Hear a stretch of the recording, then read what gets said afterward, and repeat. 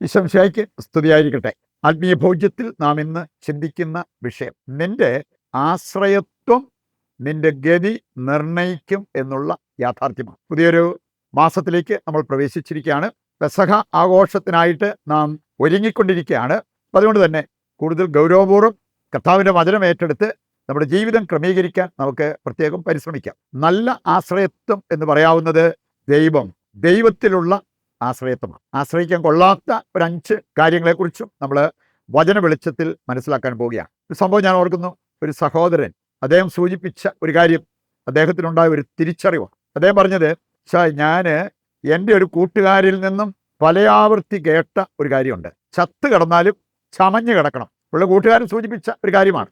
അതുകൊണ്ട് തന്നെ അതിനുവേണ്ടി അദ്ദേഹം മുൻകൈ എടുത്ത് പ്രവർത്തിച്ചൊരു കാര്യം, അദ്ദേഹത്തിൻ്റെ ഇടവക പള്ളിയിൽ നല്ല ഈ സെമിത്തേരി, അതായത് കല്ലറ, അത് പണിയാനും അത് വാങ്ങിക്കേണ്ടവർക്ക് വാങ്ങിക്കാമായിരുന്നു.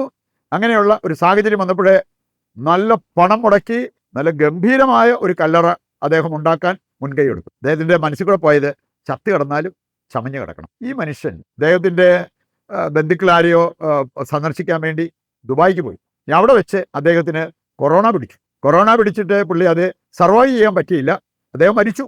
അങ്ങനെ സംഭവിച്ചത് കൊണ്ട് ആ ബോഡി പോലും നാട്ടിലേക്ക് കൊണ്ടുവന്നില്ല, അവിടെ തന്നെ ആഴമായ കുഴിയിൽ അവിടെ അടക്കി. ചത്ത് കിടന്നാലും ചമഞ്ഞു കിടക്കണം എന്ന് ചിന്തിച്ച ആ മനുഷ്യൻ അദ്ദേഹത്തിൻ്റെ ബുദ്ധിയിൽ ആശ്രയിച്ചിട്ട് അവസാനം വന്നത് നാട്ടിൽ പോലും വന്ന് ഒരു ഡീസൻ്റ് ഒരു ശവാടക്ക് ഉണ്ടായില്ല എന്നുള്ളതാണ്. ഇത് മനസ്സിലാക്കിയ ഈ വ്യക്തിയാണ് സൂചിപ്പിച്ചത്, ഒരു കാര്യം എനിക്ക് മനസ്സിലായി, എനിക്ക് അവകാശവാദം പറയാൻ ഒന്നുമില്ല, ഇനി ഞാൻ അങ്ങനെ ഒരു കാര്യം ചെയ്യത്തില്ല. കാരണം ഈ ഒരു സംഭവം കണ്ടതോടെ എൻ്റെ ചിന്താഗതിക്ക് മാറ്റം വന്നു എന്നുള്ളതാണ് അദ്ദേഹം സൂചിപ്പിച്ച ഒരു കാര്യം. അതായിരുന്നു അദ്ദേഹത്തിൻ്റെ തിരിച്ചറിവ്. നമുക്കിത് മനസ്സിൽ വെച്ചുകൊണ്ട് ഏതാനും ചില കാര്യങ്ങൾ. ഒന്നാമത്തെ കാര്യം, നമുക്ക് തുണയാകുന്ന ആശ്രയം. ആ ആശ്രയത്വം എന്ന് പറയുന്നത് ദൈവമാണ്, ദൈവത്തിൽ ആശ്രയിക്കുന്നതാണ്. കർത്താവിൻ്റെ വചനം കൃത്യമായിട്ട് നമ്മെ ഓർമ്മിപ്പിക്കുന്ന ഒരു കാര്യമാണ്. നാം ദൈവമക്കളാണെങ്കിൽ നമ്മൾ ആശ്രയിക്കേണ്ടത് ദൈവത്തിലാണ്. ദൈവം കഴിഞ്ഞിട്ടേ മറ്റെന്തെങ്കിലും നമുക്കുണ്ടാകാവൂ. അങ്ങനെയുള്ളവർ പ്രാർത്ഥിക്കുന്നവരായി മാറും. ദൈവത്തിൽ ആശ്രയിക്കുന്നവരാണ് പ്രാർത്ഥിക്കുക. ദൈവാശ്രയത്വമില്ലാത്തതും പ്രാർത്ഥനയില്ലാത്തതും അഹങ്കാരത്തിൻ്റെ ഒരു സൂചനയാണ്. പ്രഭാഷകന്റെ പുസ്തകം 10-ാം അധ്യായം 12-ാമത്തെ വചനത്തിലൂടെ കടന്നു പോകുമ്പോൾ അവിടെ പറയപ്പെട്ടിരിക്കുന്ന ഒരു കാര്യം അതാണ്, പ്രാർത്ഥനയും ദൈവാശ്രയത്വവും ഇല്ലാത്തത് അഹങ്കാരത്തിൻ്റെ ഒരു സൂചനയാണ്. 1 തീമോത്തി 6-ാം അധ്യായം 17-ാമത്തെ വചനം നമ്മെ പഠിപ്പിക്കുന്ന ഒരു കാര്യമുണ്ട്, ധനവാന്മാരെ ഔദ്ധിത്യം വെടിയുക, എന്നിട്ട് ഈ നശ്വരമായ സമ്പത്തിൽ ആശ്രയിക്കുന്നത് നിർത്തിയിട്ട് അനശ്വരനായ ദൈവത്തിൽ ആശ്രയിക്കുക, അത് നിങ്ങളെ സുരക്ഷിതരാക്കും. അതാണ് ഈ വചനഭാഗം നമുക്ക് തരുന്ന സന്ദേശം. സങ്കീർത്തനം 118 8-ാമത്തെ വചനം സെൻട്രൽ ബൈബിൾ വേഴ്സാണ്. ബൈബിളിൽ ഏറ്റവും നടുക്കായിട്ട് വരുന്ന വചനം സങ്കീർത്തനം 118 8-ാമത്തെ വചനം. ആ സന്ദേശവും വളരെ കാതലായിട്ടുള്ളൊരു സന്ദേശമാണ്. മനുഷ്യരിൽ ആശ്രയിക്കുന്നതിനേക്കാൾ നല്ലതാണ് കർത്താവിൽ ആശ്രയിക്കുന്നത്. ആശ്രയിക്കാൻ കൊള്ളാവുന്നത് ദൈവമാണെന്ന്, ദൈവത്തിൻ്റെ വചനമാണെന്ന്, അതാണ് ഇവിടെയെല്ലാം നമ്മൾ കാണുക. സക്കറിയ 4-ാം അധ്യായത്തിൻ്റെ 6-ാമത്തെ വചനം, സൈന്യബലത്താൽ അല്ല കരബലത്താലുമല്ല കർത്താവിൻ്റെ ആത്മാവിലൂടെയാണ് ഞങ്ങൾ യുദ്ധം ജയിച്ചത്.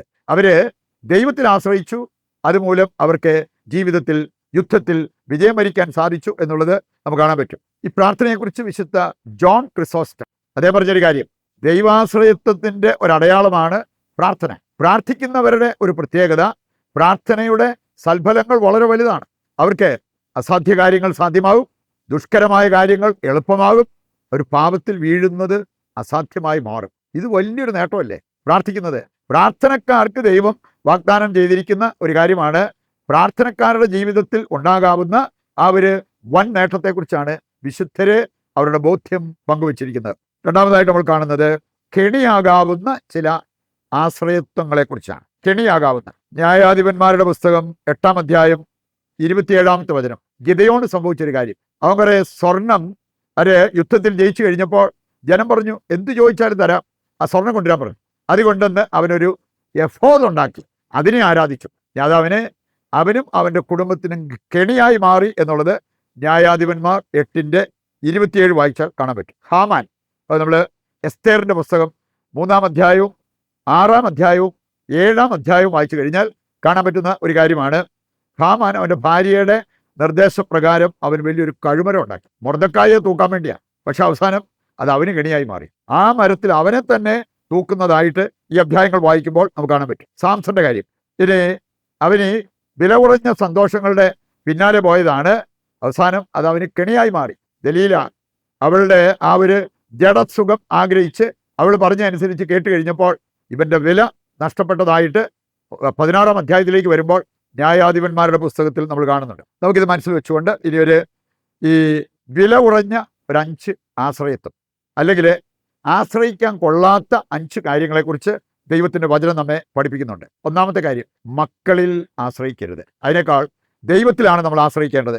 മക്കളെ കണ്ടും മാമ്പൂ കണ്ടും കൊതിക്കരുത് എന്നൊരു പഴഞ്ചൊല്ലൂടെയുണ്ട്. 2 ദിനവൃത്താന്തം 32:21 വചനം എടുക്കുമ്പോൾ അവിടെ നമ്മൾ കാണുന്നുണ്ട്, സെന്നക്കരിവ് അവൻ്റെ തല വെട്ടി മാറ്റിയത് സ്വന്തം മക്കളാണ്. ഉൽപ്പത്തി 22:1 മുതൽ വായിക്കുമ്പോൾ സ്വന്തം മകനെ ദൈവത്തെക്കാൾ ഉപരി സ്നേഹിക്കാൻ വിസമ്മതിച്ച അബ്രാഹത്തെ കാണാൻ പറ്റും. അതുകൊണ്ട് അബ്രാഹം സുരക്ഷിതനായിരുന്നു, സെന്നക്കരിവ് സുരക്ഷിതനായിരുന്നില്ല. മക്കളെയും മാമ്പവും കണ്ട് കൊതിക്കരുത് എന്നുള്ളത് വലിയ യാഥാർത്ഥ്യമാണ്. രണ്ടാമത്തേതാണ് ആടുമാടുകൾ, കൃഷിയിടം. ഇവയല്ല നമ്മൾ ആശ്രയിക്കേണ്ടത് എന്നുള്ളത് വചനം നമ്മെ പഠിപ്പിക്കുന്നുണ്ട്. ഹബക്കുക്ക് 3:17 വചനം വായിച്ചാൽ അവിടെ പറഞ്ഞിട്ടുണ്ട്, അത്തിവൃക്ഷം പൂത്താലും ഇല്ലെങ്കിലും മുന്തിരിച്ചെടിയിൽ ഫലം ഉണ്ടായാലും ഇല്ലെങ്കിലും ഞാൻ എൻ്റെ കർത്താവിൽ ആശ്രയിക്കും. കൃഷിയിടങ്ങളിലോ അല്ലെങ്കിൽ വിളവിലോ ഒന്നുമല്ല അവൻ ആശ്രയിച്ചത് എന്നുള്ളത് നമുക്കിവിടെ മനസ്സിലാക്കാൻ പറ്റും. ഉൽപ്പത്തി 12-ാം അധ്യായം എടുക്കുമ്പോൾ അബ്രാമിനോട് ദൈവം പറഞ്ഞൊരു കാര്യം, നീ നിന്റെ ദേശം നിന്റെ സമ്പത്തെല്ലാം വിട്ടിട്ട് ഞാൻ പറയുന്ന സ്ഥലത്തേക്ക് പോവുക. അവൻ പോയി. അവൻ ആശ്രയിച്ചത് ദൈവത്തിലാണ്, അല്ലാതെ കൃഷിഭൂമിയിലല്ല. മൂന്നാമത്തെ കാര്യം, ആരോഗ്യം, സമ്പത്ത് എന്നിവയിൽ ആശ്രയിക്കരുത്. അതല്ല നാം സമ്പത്തായിട്ട് കാണേണ്ടത് എന്നുള്ളത് ദൈവവചനം നമ്മെ ഓർമ്മിപ്പിക്കുന്നുണ്ട്. ജോബ് 22-ാം അധ്യായത്തിൽ നമ്മൾ കാണുന്നുണ്ട് 25-ഉം 26-ഉം വചനങ്ങൾ. അത്യുന്നതനായ ദൈവമാണ് എനിക്ക് വിലപ്പെട്ട സ്വർണവും വെള്ളിയും. പിന്നെ ആരോഗ്യം പോയിട്ടും സ്വർണവും വെള്ളിയും സമ്പത്തും സൗഭാഗ്യങ്ങളെല്ലാം പോയിട്ടും അവന് ദൈവം നഷ്ടമായില്ല. അതാണ് ജോബിൻ്റെ ജീവിതത്തിൽ നമ്മൾ കാണുക. 4-ാമത്തെ കാര്യമാണ്, സ്വപ്നത്തിൽ ആശ്രയിക്കരുത്. പ്രഭാഷകൻ 34:7 വചനം പഠിപ്പിക്കുന്നുണ്ട്, സ്വപ്നങ്ങൾ അനേകരെ നശിപ്പിച്ചിട്ടുണ്ട്. അതുകൊണ്ട് സ്വപ്നത്തിലല്ല നമ്മൾ ആശ്രയിക്കേണ്ടത്, ദൈവവചനത്തിലും ദൈവത്തിലുമാണ്. അവസാനത്തേത്, ബുദ്ധി. നമ്മുടെ ബുദ്ധിയിൽ ആശ്രയിച്ചല്ല നമ്മൾ കഴിയേണ്ടത്, അതിനുപരിയായിട്ട് ദൈവത്തിൽ ആശ്രയിക്കണം. സുഭാഷിതങ്ങൾ 3-ാം അധ്യായം 5-ാമത്തെ വചനം നമ്മെ പഠിപ്പിക്കുന്നതാണ്, ബുദ്ധിയിൽ ആശ്രയിക്കരുത്. ഉൽപ്പത്തി 13-ൽ നമ്മൾ കാണുന്നുണ്ട്, ബുദ്ധിയിൽ ആശ്രയിച്ച ഒരു വ്യക്തിയായിട്ട് നമുക്ക് കാണാൻ സാധിക്കും അബ്രാഹത്തിൻ്റെ സഹോദരൻ. ഇനി സഹോദരൻ ബുദ്ധിയിൽ ആശ്രയിച്ച ഏറ്റവും നല്ല സ്ഥലം തിരഞ്ഞെടുത്തു, പക്ഷേ അബ്രാഹം ദൈവത്തിൽ ആശ്രയിച്ചു. അതിൻ്റെ സൽഫലമായിട്ട് സംഭവിച്ചത് എന്താണ് എന്ന് നമുക്ക് മനസ്സിലാക്കാൻ സാധിക്കും. ലോത്ത് തിരഞ്ഞെടുത്ത സ്ഥലമാണ് സോദോം ഗൊമോറ. അതാണ് അവസാനം അഗ്നി ഇറങ്ങി നശിപ്പിക്കപ്പെട്ടത്. ഇവിടെ ഈ 5 കാര്യങ്ങൾ ആശ്രയിക്കാൻ കൊള്ളാത്ത കാര്യങ്ങളാണ്. ആശ്രയിക്കാവുന്നത് ദൈവവചനം. ആ ഒരു ബോധ്യത്തോടെ ഇനിയെങ്കിലും ജീവിക്കുവാൻ വേണ്ട കൃപയ്ക്കായി ദൈവത്തോട് നമുക്ക് പ്രാർത്ഥിക്കാം. നമ്മൾ ഇന്ന് കോമൺ നിയോഗമായിട്ട് വയ്ക്കുന്നത്, തെറ്റായ ആശ്രയവും ലക്ഷ്യവും ഉള്ളവരുടെ മാനസാന്തരം. നല്ലവനും ലോകരക്ഷകനുമായ ദൈവമേ, ഈ നോമ്പുകാലം നൽകി ഞങ്ങളെ അനുഗ്രഹിച്ചതിന് ഞങ്ങൾ അങ്ങേക്ക് നന്ദി പറയുന്നു. ഒരുവൻ ലോകം മുഴുവൻ നേടിയാലും തൻ്റെ ആത്മാവ് നഷ്ടമായാൽ അവൻ എന്ത് നേടി എന്നരുൾ ചെയ്ത ദൈവമേ, ആത്മീയ നന്മകളാൽ ഞങ്ങളെ അലങ്കരിക്കുകയും ആത്മരക്ഷ ഞങ്ങൾക്ക് പ്രദാനം ചെയ്യുകയും ചെയ്യണമേ. ഞങ്ങളുടെ എല്ലാ ആവശ്യങ്ങളിലും ഞങ്ങളെ സഹായിക്കുകയും ഈ ആരാധനയിൽ ഞങ്ങൾ സമർപ്പിക്കുന്ന നിയോഗങ്ങൾ നിറവേറ്റി തരികയും ചെയ്യണമേ. ആമേൻ. നമ്മുടെ എല്ലാ പ്രാർത്ഥനാ നിയോഗങ്ങളെയും ദൈവകരങ്ങളിൽ ഏൽപ്പിച്ചുകൊണ്ട് കർത്താവിനെ സ്തുതിച്ച് ദിവ്യകാരുണ്യത്തിൻ്റെ ആശീർവാദവും സ്വീകരിക്കാം. യേശുവേ നന്ദി. Hallelujah, hallelujah. കർത്താവെ, ഞങ്ങളുടെ എല്ലാ പ്രാർത്ഥനാ നിയോഗങ്ങളും അവിടുന്ന് കൈക്കൊണ്ട് ഞങ്ങൾക്ക് നന്മയാകുന്നത് നൽകി അനുഗ്രഹിക്കുവാൻ തിരുവുള്ളമാകണമേ. യേശുവേ നന്ദി, യേശുവേ സ്തുതി.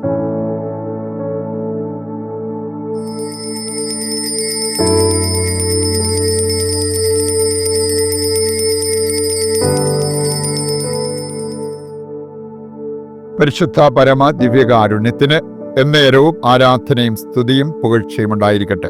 ഈശോമിശിഹായ്ക്ക് സ്തുതിയായിരിക്കട്ടെ. മറ്റൊരു എപ്പിസോഡുമായി വീണ്ടും നമുക്ക് നാളെ ഒന്നിക്കാം. ദൈവം നിങ്ങളെ സമൃദ്ധമായി അനുഗ്രഹിക്കട്ടെ.